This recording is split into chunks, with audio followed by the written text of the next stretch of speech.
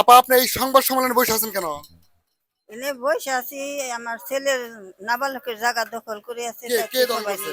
দখল করছে। এই আরিফ। আর এর পরিচয় কি?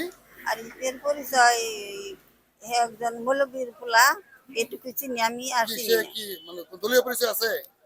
বলে কি রাজনীতি করে নাকি, এটা ওরা আরো শুনি আর কি চাই। ধন্যবাদ। আসসালামু আলাইকুম। আপনি এই সংবাদ সম্মেলনের ব্যানারের সামনে বসে আছেন কেন? আমার অভিযোগ আছে। কি অভিযোগ? আমার জমি জোরপূর্বক বুক দল করে নেওয়ার জন্য চেষ্টায় আছে কে? আরিফ হুসাইন। তার ভাই, তার পরিচয় বিএনপির ফুলবাড়িয়া ইউনিয়নের সাংগঠনিক সদস্য, বর্তমান বর্তমান সাবেক হবে। সাবেক আর কে একাই না? ও এবং ওর ভাই যে সাংবাদিক আছে তাদের প্রভাবে আমাদেরকে এরকম হয়রানি করতেছে। তাদের ভাইয়ের নাম কি?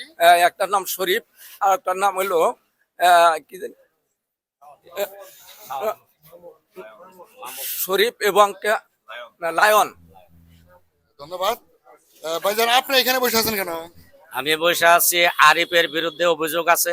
আমাদের 8 নং ওয়ার্ডের রাস্তার কাজ উনি বন্ধ করে রাখছেন এবং কন্ট্রাক্টরের কাছে চাঁদা দাবি করছে। চাঁদা দাবি করণে রাস্তার কাজটা বন্ধ রাখছে।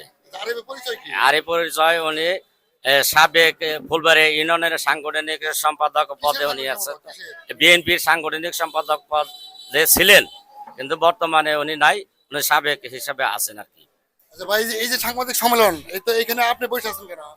এখানে বসে আছি, আমি এটার উপর খুব বক্তব্য দিই। তার কারণ আমার নিজস্ব জমির উপর ঘর করছিলাম, সেই ঘর আমার ভেঙে ফেলছে।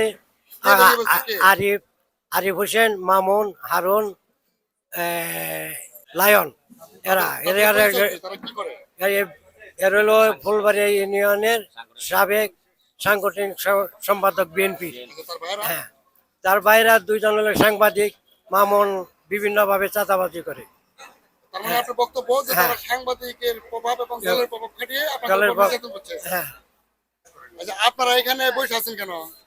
আমরা বসে আছি, আমরা জানলাম যে আরিফ, শাওন, হারুন এরা নাকি জমি দখলকারী, এরা নাকি ভূমিদস্যু। এদের সম্বন্ধে অনেক কিছু আমরা এখানে জানতে পারলাম। প্রিয় দর্শক, আপনারা দেখছেন যে স্থানটিতে সাংবাদিক সম্মেলন হয়েছে, তো সেই স্থান থেকে যারা যারা ভুক্তভোগী তার কিছু একটা অংশ আমরা কাভারেজ নিয়েছি এবং আপনাদেরকে দেখাচ্ছি। তো আসলে এই যে অভিযোগ, সেই অভিযোগের কতটা সত্য রয়েছে, আমরা আশা করব প্রশাসন এর সুষ্ঠু সুন্দর একটি তদন্ত করে আইনি পদক্ষেপ নেবে, এই আশা ব্যক্ত করে সকলকেই অভিনন্দন জানিয়ে আজকের মতো বিদায় নিচ্ছি। সকলে ভালো থাকবেন, সুস্থ থাকবেন, নিরাপদ থাকবেন। আল্লাহ হাফেজ। আসসালামু আলাইকুম।